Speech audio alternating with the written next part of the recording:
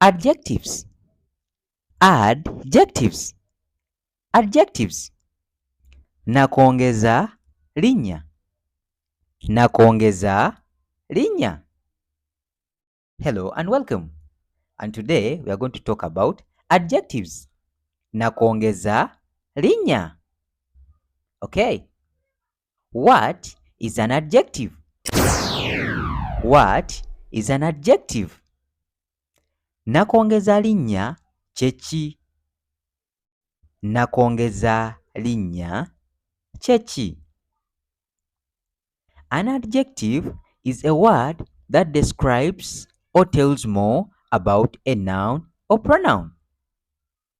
Is a word that describes or tells more about a noun or pronoun.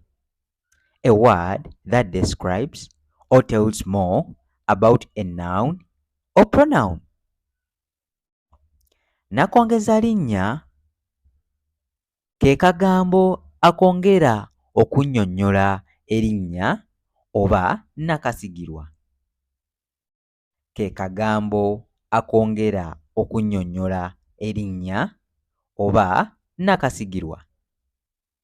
Ke kagambo akongera okunnyonnyola erinnya oba nakasigirwa.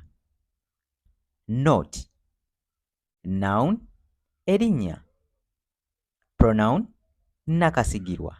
Noun erinnya, pronoun nakasigirwa. And for further reference about nouns and pronouns, refer to video above in the description box. Examples of adjectives. Examples of adjectives. Ebyokulabirako ebya nakongeza-linnya. Ebyokulabirako ebya nakongeza-linnya. Good. Good. Good. Mulungi. Mulungi or kirungi. Kirungi. Kirungi. Good. Kirungi. Wise. Wise. Mugezi. Mugezi. Wise. Mugezi. Bad. Bad. Kibi oba mubi. It depends on the usage. Kibi oba mubi. Bad, kibi oba mubi. Small. Small. Mutono. Mutono. Small, mutono. Or, if not a person, kitono. Small, kitono. For non-humans. Small, kitono. Short. Short. Short.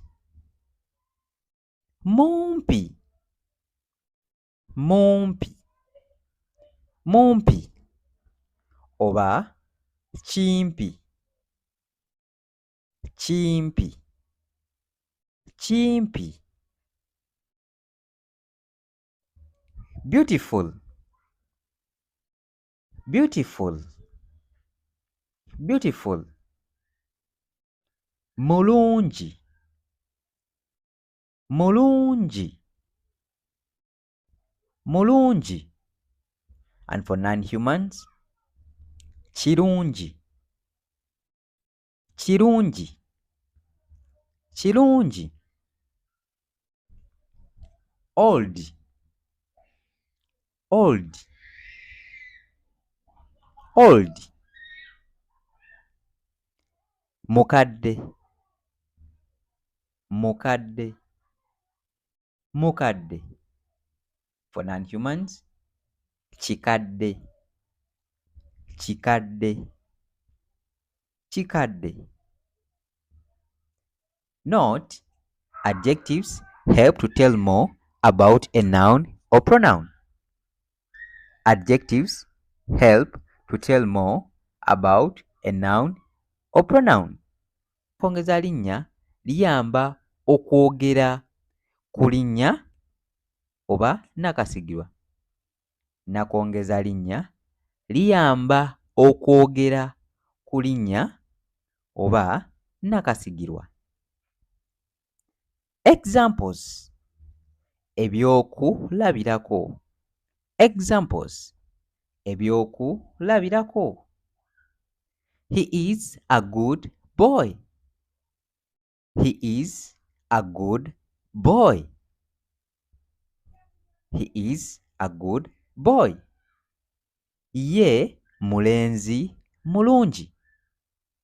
Ye mulenzi mulungi. Ye mulenzi mulungi. And here the adjective is good. Mulungi. Good. Mulungi. She is very tall. She is very tall. Ye muwanvu nnyo. Ye muwanvu nnyo. Adjective, very tall. Very tall. Muwanvu nnyo. Muwanvu nnyo. My mother is a beautiful lady. My mother is a beautiful lady. My mother is a beautiful lady. Maama wange mukazi mulungi. Maama wange mukazi mulungi.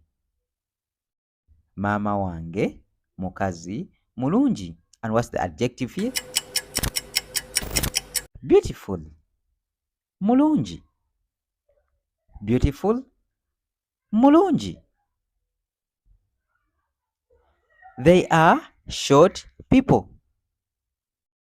They are short people. They are short people. Bo bantu bampi.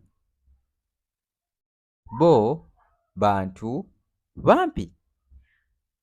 Bo bantu bampi. And what's the adjective here? Short. Bumpy. Short. Bumpy. The adjective is short in Luganda. Bumpy. Hawa is a wise girl. Hawa is a wise girl. Hawa is a wise girl. Hawa muwala mugezi. Hawa muwala mugezi. Hawa muwala mugezi. And what's the adjective here? Wise. Mugezi. Wise. Mugezi. Okay. Thanks very much. Hope you've got something. Let's meet up in the next video. Bye bye. Weraba.